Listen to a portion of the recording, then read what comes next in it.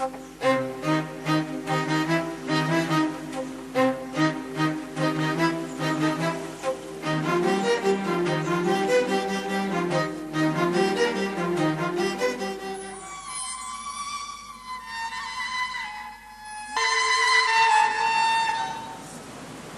අන්න එක නවත්තන්න. අපි මෙතනින් යමු. ආවන්න වෙලා. තව කී දවසක් මම මේ විදිහට අඬනවද කියන්නේ? මගේ ආදරේ වෙනුවෙන් මං ඕන තරම් කාලයක් බලාගෙන ඉන්නවා.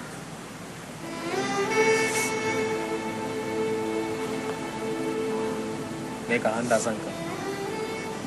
මං හිතලා මේ දේවල් කරනව නෙවෙයි. ඒ වුණාට හැමදාම මගේ හිතට දුක පිරෙන, වාගේ ඇස් වලට කඳුළු පිරෙන මොකක් හරි දෙයක් සිද්ධ වෙනවා. ඉතින් ඔයාම හිතලා බලන්න. මගේ මොකක් හරි වංචාවක් තියෙනවා නම් මම මේ දේවල් වලට පෙන්නනවද මේ විදිහට? මට ඉක්මනටම දුක හිතෙනවා. ඒත් මට බයයි වහන්න නැති වෙයි කියලා. මගෙන් ඈත් වෙන්න එපා නේද? මට ජීවත් වෙන්න බැරි වෙයි.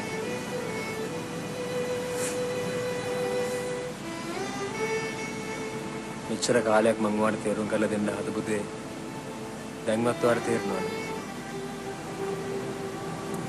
මොකද්ද?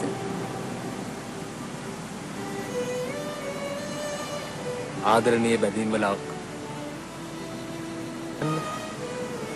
මොනම හරි හේතුවක් නිසා ඔයාට මාව නැති වුණොත් ඔයාට කොයිතරම්නම් දුකක් දැනේද? එහෙනම් හොඳම දේ තමයි බැඳීම් ඇති කරගන්න නැතුව ජීවත් වෙන එක.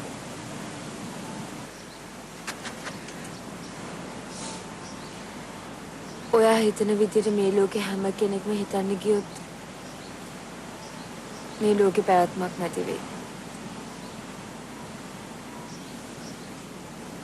බැඳීම්, බිඳීම්, නැවත එකතු වීම, වෙනවීම මේ හැම දෙයක් නිසාම තමයි ලෝකේ පවතින්නේ. ආදරණීය හදවත් දෙකක් ආත්මීය බැඳීමක් ඇති කරගත්තොත් මරණයෙන් පස්සෙවත් වෙනවීමක් නැහැ. නිවන් දකින ආත්මය දක්වාම එකට එකතු වෙලා ඉන්න ප්‍රාර්ථනා කරන අය මේ ලෝකේ කොයිතරම් ඉන්නවද?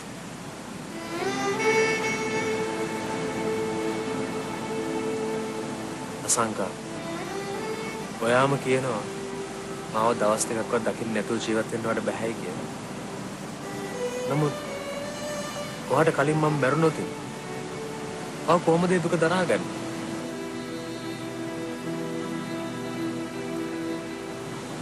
ඔයා හැමදාම මං ගැන හිත දුක් වෙන්නද? අඬන්නද? ඔව්. මට දුක හිතේ. මං අඬයි. ඒත් මම ප්‍රාර්ථනා කරනවා ඊළඟ ආත්මෙදිත් ඔයා මගේ වෙන්න කියලා.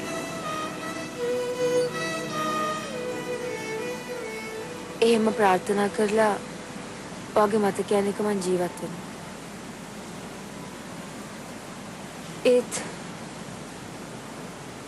මගේ අස්පනා පිටම වෙන කෙනෙක්ට අයිති වුණොත්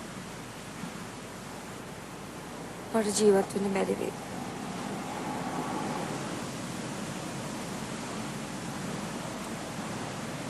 එහෙම දේවල් වෙන්නේ නැහැ.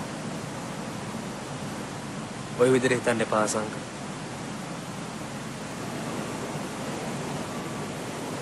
මම එහෙම හිතන්න එපා නම්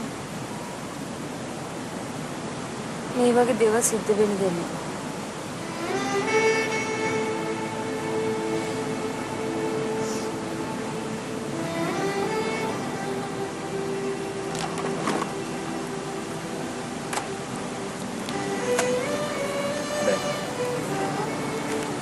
මම ඒක මතක තියාගන්න. දැන් අපි යමුද?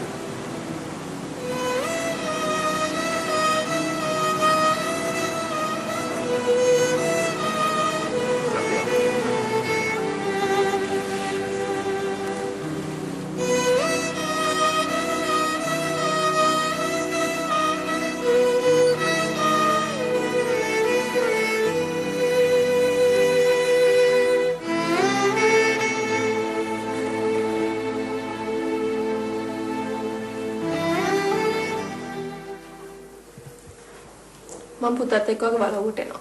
මොකක්? මොනවද මේ කියන්නේ? මම වගේ බලවුවට ඇවිල්ලා ඔයාගේ අම්මටයි අප්පච්චිටයි අපි ගැන කතා කරන්න. මම මේ හැම දෙයක්ම ෂේප් එකේ විසඳ ගන්න හදනවා. ඔයාදනේ වරසන්න. වෙනසෙන්න හරි සැනසෙන්න හරි ඕන දෙයක් උන දෙන්න. අනික මේ හැංගි තැනින් තැනට ගිය ජීවත් වෙන එකේ කිසිම තේරුමක් නැහැ. අනික අපි දෙන කසාද බැඳලා පස්සේ මේ හැම ප්‍රශ්නක්ම ඉවරලා යයි. දෙයියන් දෙල්ලට ඔයාගේ නම කැත කරන්න බැරි වෙනවා.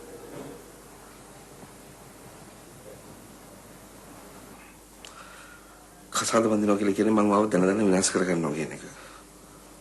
ඒ රශ්මි වට එක තේරෙන්නේ නැත්තේ. එහෙම කොහොමද වෙන්නේ? අපි කසාද බැඳලා පස්සේ ඔයාගේ අම්මට අප්පච්චිට බෑනියක් වෙන් කරන්න.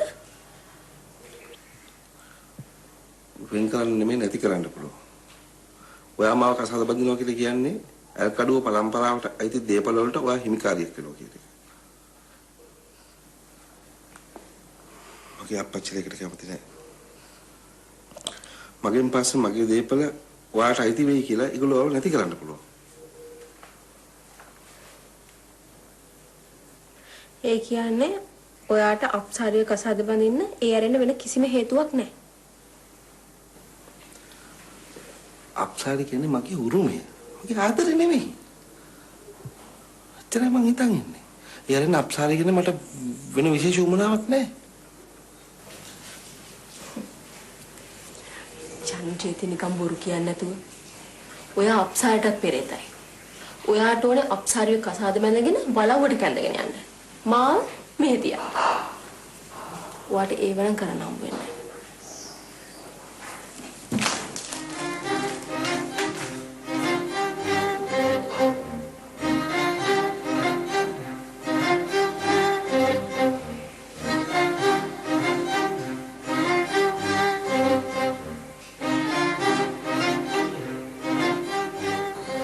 අපි නිලමේ මොකද බුල? අර ගෑණි ළමයා ගෙදර නැහැ. පොඩි ළමයා කොහෙට හරි එක්කරගෙන ගිහිල්ලා. ඔබ කොහොමද බලෝක හරියටම දැනගත්තේ? අපි ඒ ගෙදරට ගියා තාත්තේ. කොහාටද එක්කන් ගියේ කියලා හොයලා බැලුවේ නැද්ද උඹලා? මං ඒ වගේ කොහෙලා බැලුවේ නෑ අපි නිලමේ. මට පේන්නේ කේති අපිට වඩා ඉස්සර වෙලා වගේ තාත්තේ.